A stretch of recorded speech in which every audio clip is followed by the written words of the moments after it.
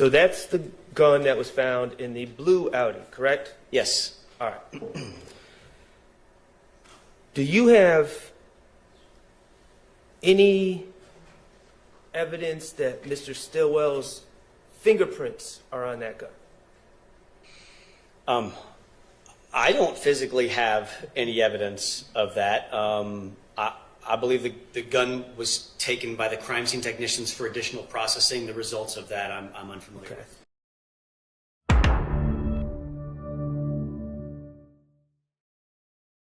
Thank you, Detective Leanpacker. Your Honor, no further questions at this time by the state. All right. I assume y'all are going to have cross. Is it going to be like 30 minutes? All right. Y'all want to just go ahead and get this finished before we break for lunch? Yes, let's get it done. Let's get it done. Come on. Yes. Okay, yes. Go ahead. Get it done. Come on, Max. Take us home.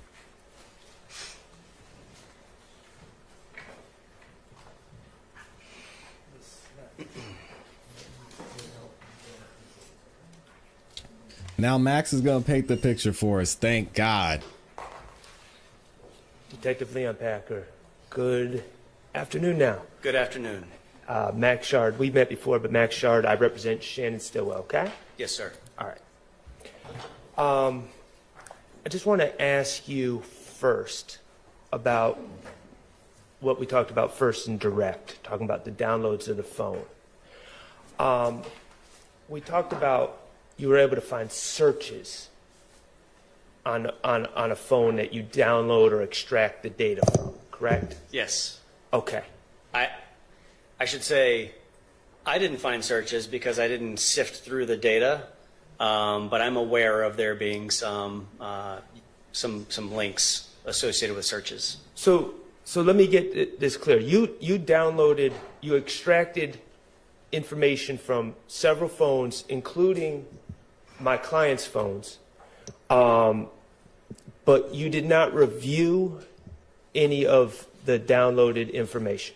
That's correct. Okay. Do you know who reviewed the downloaded information? I provided all of the extractions to investigator Marissa Viverito, who I believe conducted thorough reviews of the data. Okay. Now, it seems to me that your role now in law enforcement focuses a lot on cell phones, correct? Yes and no. I actually, in my role now with the FBI, I expect that I'll be spending a lot more time working with cell phone records from providers and less time working in mobile device forensics. So I'm transitioning now. But yes, over the past several years, I've been working a lot with mobile device forensics.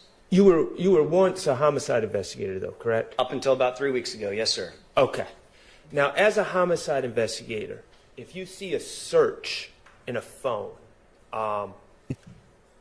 is there some information you'd want to know? Let me back that up.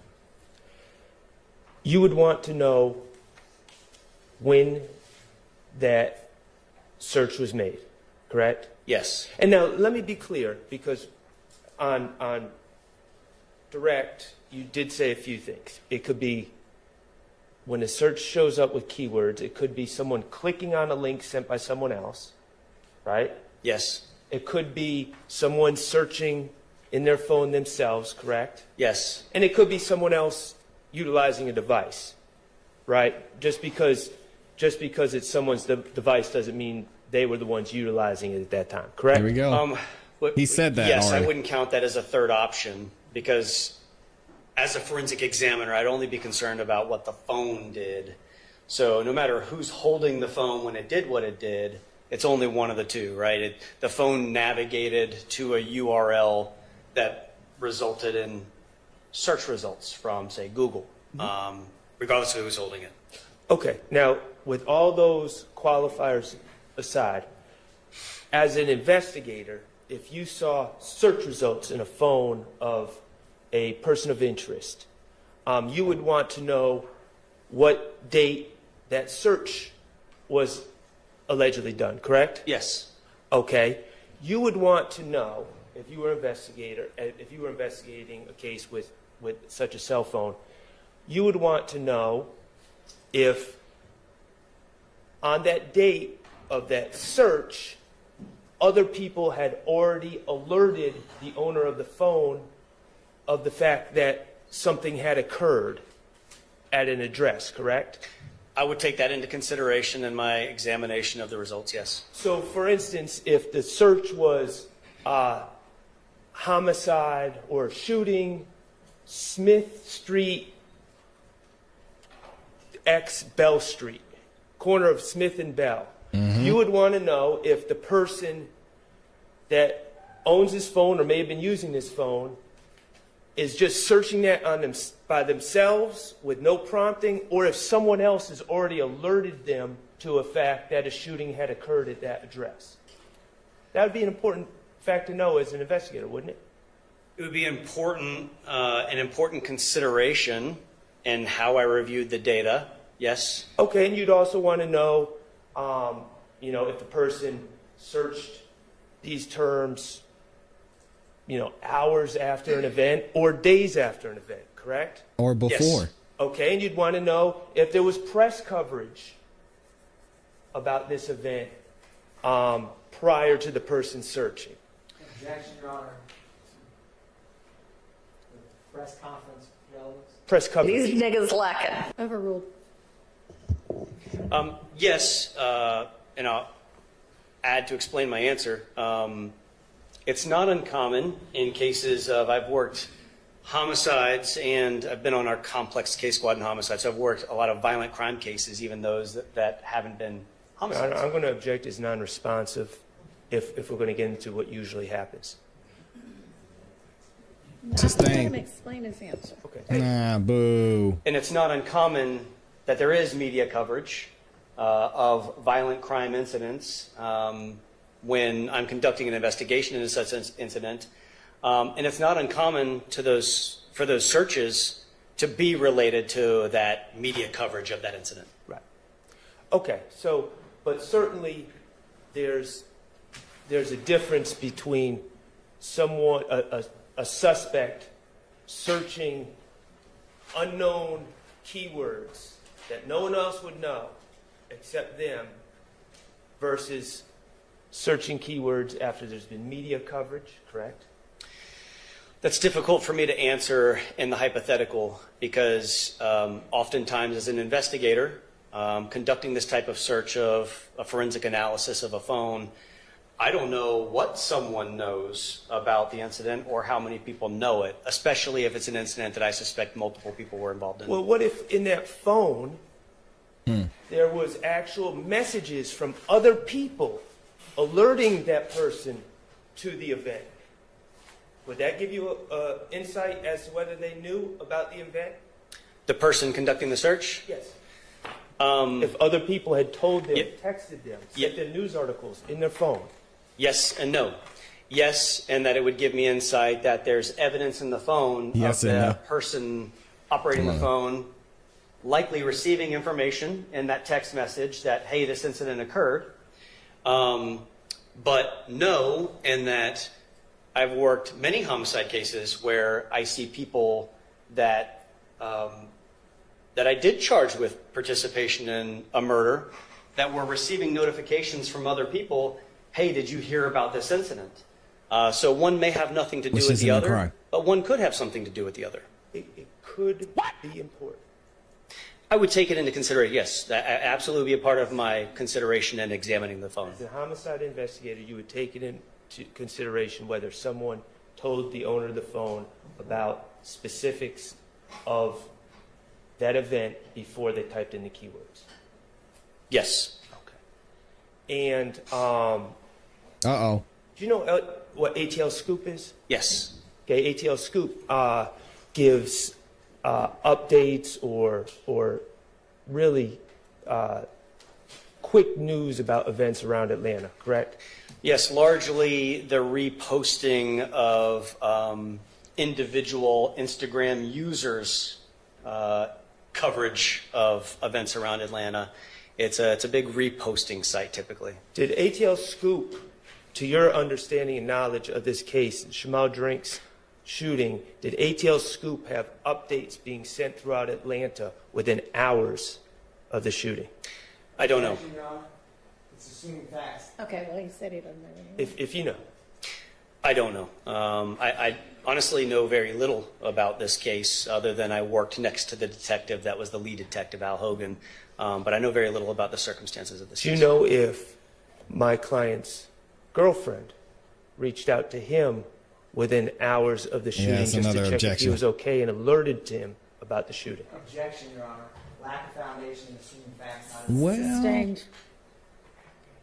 yeah. Do you know if my client's grandmother did the same? Same objection. Sustained. Okay, so you didn't review the phone, so you don't know any of these answers that could add context to any searches.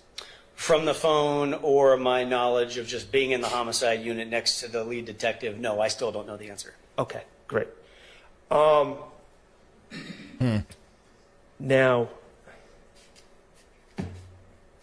let's turn the page to the search warrant on 2830 Waters Road. Okay, is that okay? The execution of the search warrant. Yes, sir. All right, awesome. Now that happened on. There was, to your understanding, there was a shooting in the morning hours, March 16th going into March 17th of 2022 at that address, correct? Yes. Again, I know very little about the other shooting as well. I just went to assist in the execution of the search warrant, so I don't know very many case details about the other shooting. But just it is showed my up. understanding that, yes, there was another shooting that was just before this incident. And you observed holes in the house, you observed holes in vehicles that were parked in yard, et cetera, There's some correct? holes Yes. in this house. All right. There's some holes in Do this you house. know how many people were living at 2830 Waters Road at the time that you executed the search warrant? No. Do you know how many people frequent that address, were frequenting that address in March of 2022? No, any evidence of that would have been on that video surveillance system that was no longer present when I executed the search warrant. Do you know of who the registered owner of that address is? No. Okay. Now, I wanted to just clarify a few things about your direct testimony.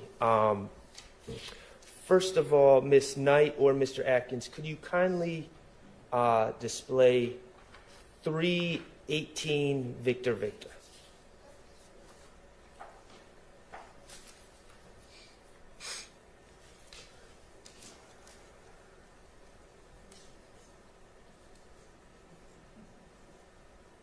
Now, what time did you execute this search warrant? Like when we saw that video that you made at 2830, what time of the day was it? I don't recall, but I'll add that I often do, and I believe I may have in this case. When I start recording a video, I verbally say aloud the date and time that I begin the recording of the video. And I know that the audio is not included in this published version of this video, but I'd have to refer to that to tell you the exact That's time. fine. Do you have an approximate time? I'm not going to hold. Okay, it's fine. Sorry, I don't. Yeah. Light hours. Daylight, yes. Okay. All right. You are aware that on March 17th, around the same time that you were conducting the search warrant at 2830. You see that, Waters Mr. Road, Vegas? my client was being arrested at Meadowlark Drive in a white a white Audi with Maryland plates with tinted windows. You're aware of that? No. Okay. If I was back then, I don't have any recollection of it now because I wasn't involved in that investigation. All right. Well, I want to be very clear about a few things. 318. Okay, we see a blue car, correct? You talking about the vehicle that's here? Yes. Come on, man. Don't be difficult yes. for no reason. Okay. Blue car. It is an Audi. Yes.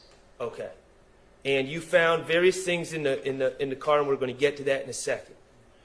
You are not suggesting that this is the white Audi with tinted windows that was rented to Shannon Stillwell, are you? I have no idea. I don't know anything about that. Okay. All right. This pink hat, 323 Victor Victor, if you would, Miss Knight. Thank you.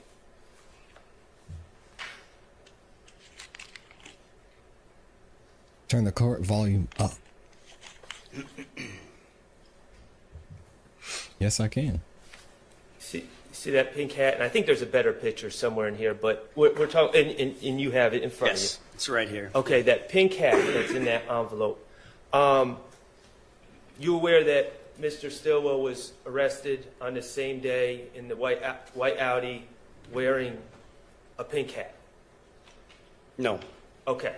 This pink hat would not have been something that you took from the scene and then somehow met up with Shannon Stillwell and gave it to him to wear for when he would be arrested, is it? No. Okay, so this is a completely separate pink hat. Isn't that correct? I don't know when Mr. Stillwell was come arrested or on what the now. circumstances were, what time that was, if it was before or after the execution of this warrant. If I accept what you're telling me as fact, then sure, he was arrested before with a pink hat, but I don't know. I just know that this hat was recovered in this car on March 17th. I put it in this envelope, sealed it, and put my initials on it, and that's the last time I saw it before today. Okay. All right. Well, I think that answers the question. He likes talking. Y'all were right.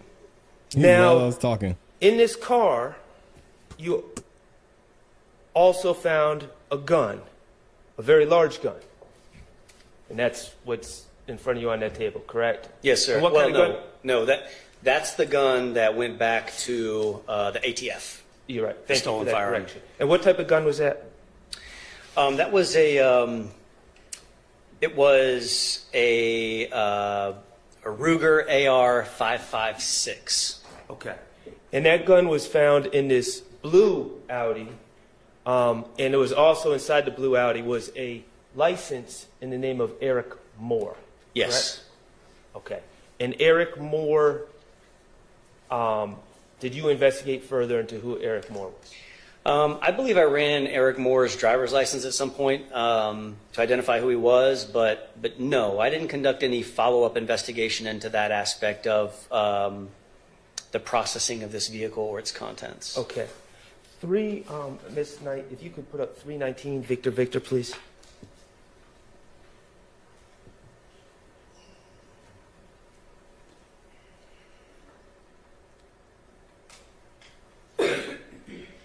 Okay. So that's the gun that was found in the blue Audi, correct? Yes. All right.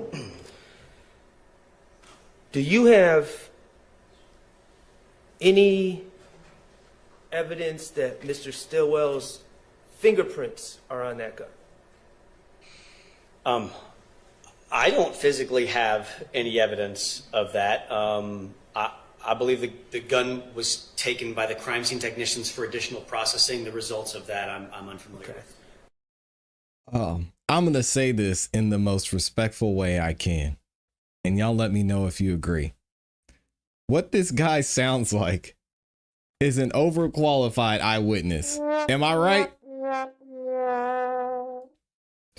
And what is he even an eyewitness to? He walked around, had his camera, he saw some stuff, he looked in the car. I mean, respect to his accomplishments, but come on. What are you doing here, man? Do you have any evidence that Mr. Stillwell's DNA is on that gun? Not me. No, I believe the guns were processed for additional Jeez. evidence, but to what extent and what those results are, I don't know. I don't have that evidence. I don't want to speak on behalf of the police department to say that the police department or the Georgia Bureau of Investigation does or does not. Kevin Leon Packard doesn't Great have point, Amy. DNA results. Anyone that comes from He the gave all those credentials up front, like we were going to get some deep analysis about what the cell phone records show. And essentially he's like, oh yeah, I picked up some stuff at the house and it looked like there's some bullet holes over there. And we served the warrant and I found a couple guns and oh yeah, there was ammo upstairs. But that's about it. So do you know anything about this investigation? No. crime lab, I'm going to make sure I ask them the same questions. I'm just Yes, asking sir. you. Yeah. So you don't have any evidence that Mr. Stillwell has ever touched this gun? No, I don't. No. Okay. All right. He doesn't know anything. And let me ask you this. This gun, are you aware that Mr. Drinks, the deceased Mr. Drinks from the 3/14/2022 shooting was shot with .40 caliber ammunition. I'm unfamiliar with that. Okay. Well, let me ask you this: does this gun shoot .40 caliber ammunition? No. All right. Excellent.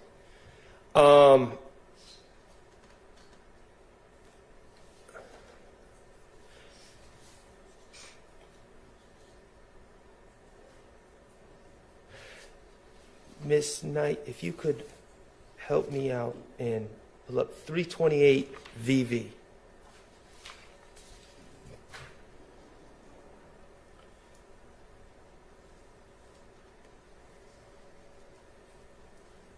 Crazy.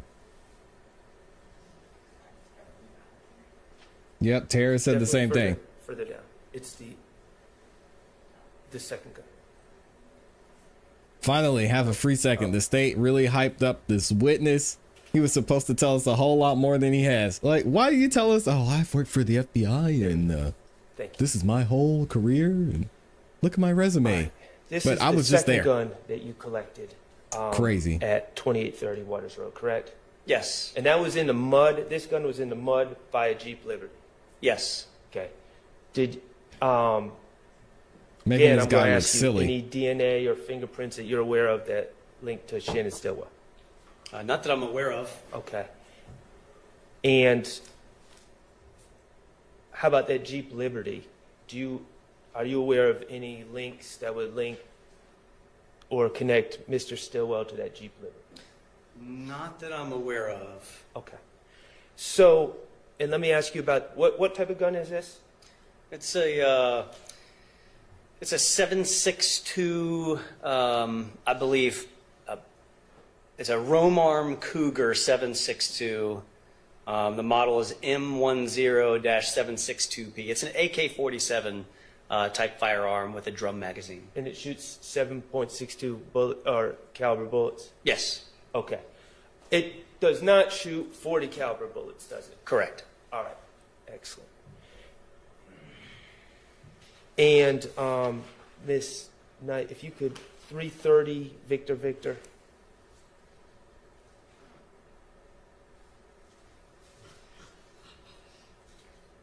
Right, and so what we have ultimately is that there is no evidence, none.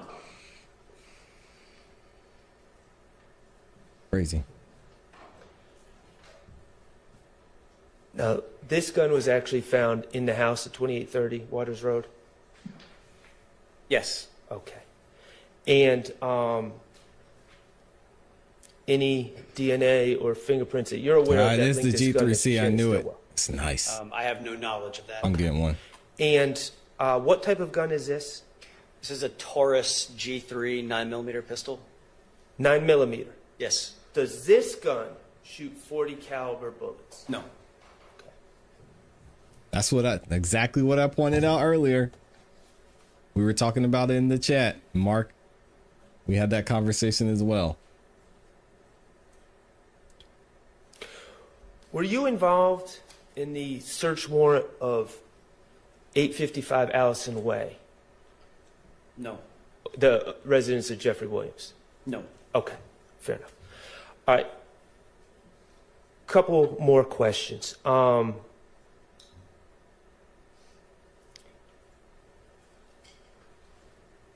A 5.7 by 28 an FN gun, a 5.7. Would that shoot 40 caliber bullets? I would not expect it to, no. Okay. I'm not a firearms expert or a ballistics expert. Right. But no, I would not expect, especially given those cartridge cases, the 5.7 cartridge cases that we recovered, or the one cartridge case I recovered, it was an elongated cartridge case versus a 40 caliber is much shorter. And an FNX 45, FNX 45, would that shoot 40 caliber bullets? I don't know what an FNX 4.5 is. Okay. Let me just ask you this, would a 45 caliber handgun shoot 40 caliber bullets? I would We- not expect it to. Okay. We I just suppose talked about under, this. Like a perfect set of circumstances, you might be able to put a 40 caliber cartridge in a 45 caliber firearm, and it may, under the right set of circostances, the Stop firing confusing pin the might jury, strike it in sir. the right place, but I wouldn't suggest it, nor would I overtly expect it to fire that round. At least not correctly. Not correctly. I think it's a bad idea to try. Yeah. Okay. Is it fair to say that you don't have any information about any guns ballistically matching the shooting of Chamel drinks? If I ever came across any information about any ballistic matches or Nibin correlations, I listed some in my report that I wrote following this incident. Whether or not those matched that shooting, I don't So recall. what was in his And I did report? not conduct any follow-up investigation into any correlations that were made from anything found at Waters Road or elsewhere. How about any of these guns matching the January 10, 2015 homicide of Donovan Thomas? I'm not aware of any, if there were any Nibin correlations to that incident, I'm unaware of them, and I did not conduct that investigation into the murder of Donovan Thomas. Okay. One last thing. As part of your involvement in this case, did you ever get a chance to review? I know that we looked at photos from Windsor Street. Did you ever get a chance to review the surveillance video from the FedEx on Windsor Street? Of course not. He didn't do anything. I don't want to misspeak and say that I never saw it because I know, again, Al Hogan sat 2 seats in front of me. It's possible at one point I saw it on his screen, but I have no recollection of ever seeing that video. These niggas lacking. Did you ever speak to any FedEx employees and ask them to just describe what they saw on the video? Okay. All right, thank you. I have no further questions. Jesus, Any questions? All man. right, any redirect? No. All right. Detective Leanpacker, how many murders have you worked in your experience with Atlanta Police Department Homicide Unit? We don't care I've at worked this. on hundreds of Why the hell? Why are we talking about this when he didn't do anything other than collect some shell casings and find a few guns? Why are we asking him about his credentials again? What? We don't care. He has no information. I could have sat there and pointed out everything that they put on. Look at all this stuff on his. Look at all this stuff on the stand. We learned nothing about this except that a 9mm can't shoot a 40 caliber. Well, thanks a lot. How many murders have you worked in your experience with Atlanta Police God. Department Homicide Unit? I've worked on hundreds of homicides in my tenure with APD Homicide. We don't care. How often would you find the homicide suspects, the murder weapon used in the murder? Overruled. It was more common to not find the firearm used in the offense. I have recovered weapons used in homicides. But I'd say I can't believe this doesn't call for speculation, because if he didn't investigate this specific case, why are we asking him these random general questions about, hey, has there ever been a case when someone's had a gun in their car and it was mainly used in another murder? Like, what are we doing? Atlanta Police Department Homicide Unit. Yeah, I worked know, on Brian. hundreds I'm of just, you homicides get the in my point. tenure with APD Homicide. How often would you find the homicide suspects, the murder weapon used in the murder? Overruled. Boo. It was more common to not find the firearm used in the offense. I have recovered weapons used in homicides. But I'd say it's far less common. And on, do you know why that is? No, you're good, Brian. Sustained. Detective Liam Packer, on cross, you were asked a lot of questions about searching of a location in a phone. Do you recall that? Searching a location of a phone? A suspect searching a specific location in their cell phone. Yes. And you were also asked questions about if they were notified or hypothetically what someone knew. Do you remember that? Yes. If you had information that a possible homicide suspect was either at or within minutes at the scene and Object. searched that location, how would you take that piece of information? Thank you. Sustained. Get out of here with that On dumbass cross-examination, question. Do you remember Mr. Shard asking you about 8 to 10 questions about searching a location of an incident Yes. and how that would impact your investigation? Yes. With those line of questionings that you remember, how would it impact your calculus if the person that searched the location was on the scene when the Objection. murder happened? I would perceive that as being intelligence gathering to determine what the police knew about the incident through media reporting. And if I obviously knew who my suspect was Object, because I'm Max. searching his or her phone, then I would incorporate that into a series of questions that I might ask that individual given the opportunity to interview them about their search of these items. It's not uncommon in my experience for people that have been determined to be involved in an incident to say that they had no involvement and they weren't there, and that they had little if no knowledge about the incident at all. So whether I confront them with the knowledge of knowing they searched about the incident and Oh my God. He's probably still other going. evidence that suggests that they may have been at the scene, and the duration of time that passed between the incident occurring and when the search occurred would all be things that I'd want to talk to that individual about. Okay. Did you question anybody in this investigation? No. Then why are you talking? One brief moment, Your Honor.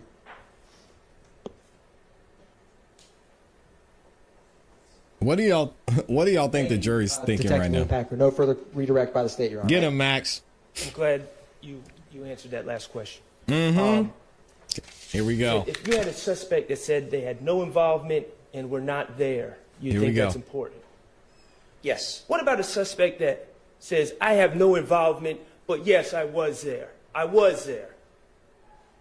What if you have him on tape at a BP, crystal clear, wearing distinctive clothes, and he's not denying he's there? Would you make sure that you watch the surveillance video of the killing pretty darn carefully? Yes, among other things, given that assertion made by that person, there's additional things that I would do as well. Thank you. You wouldn't just ask someone that works for a business with no law enforcement training, hey, tell me what seems to be going on your videotape that you have, would you? This has been a roast of Detective Hogan.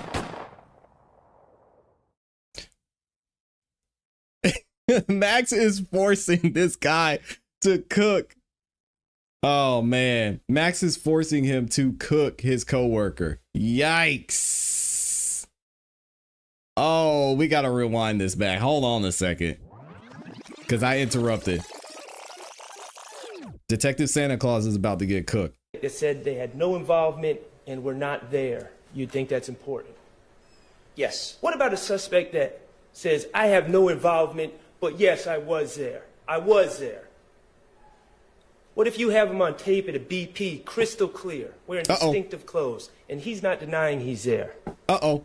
Would you make sure that you watch the surveillance video of the killing pretty darn carefully? Max knows Yes, what we among know. other things, given that assertion made by that person, there's additional things that I would do as well. You wouldn't just ask someone that works for a business with no law enforcement training, hey, tell me what seems to be going on your videotape that you have, would you? You would want to watch it for yourself, wouldn't you? Yes, You'd want to watch it several times for yourself, wouldn't you? probably yes. You'd want to look for details that are important in that videotape, wouldn't you? Yes. All right, thank you. All right. Atkins, Let's take open the our door. lunch break. Thank you, Detective. You are excused. Thanks for your time. Let's take until 1:30. Beautiful, Max. Beautiful. Atkins opened the door. He should have stopped letting them talk. And he just shot his buddy in the foot.